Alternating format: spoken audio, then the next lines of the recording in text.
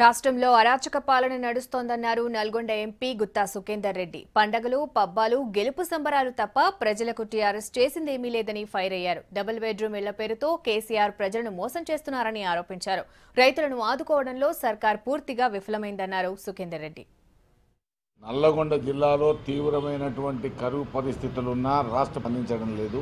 రాష్ట్ర ప్రభుత్వం పూర్తిగా ఎన్నికలు, విజయము, దాని సంబరాల్లో మునిగి తేలుతున్నారు తప్ప ప్రజా సమస్యలు పట్టించుకునేటువంటి పరిస్థితి కనబడడం లేదు. ఏ నియోజకవర్గంలోనైనా లబ్ధిదారుల నుంచి మీరు దరఖాస్తులు స్వీకరించినారా?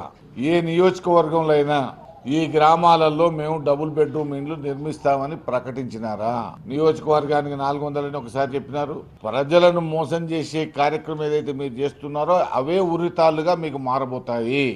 ఇది కేసీఆర్ గారు, కేటీఆర్ గారు గమనించాల్సినటువంటి అవసరం ఉన్నది. కేంద్ర రైల్వే శాఖ సహాయ మంత్రి గారిని తీసుకొచ్చాం.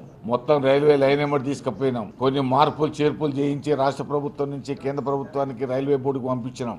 ఎన్ని లేఖలు రాసినా దాని మీద look in to the matter అనే జవాబు వస్తుంది.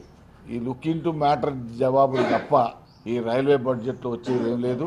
జగ్గయ్యపేట మేల చెరువు జాన్పాడు ఈ ఒక్క ప్రాజెక్టు మాత్రమే ఈ సంవత్సరం పూర్తయ్యేదానికి అవకాశం ఉంది. నల్లగొండ మాచర్ల ఇస్తాడా ఇయ్యడా తెలియదు.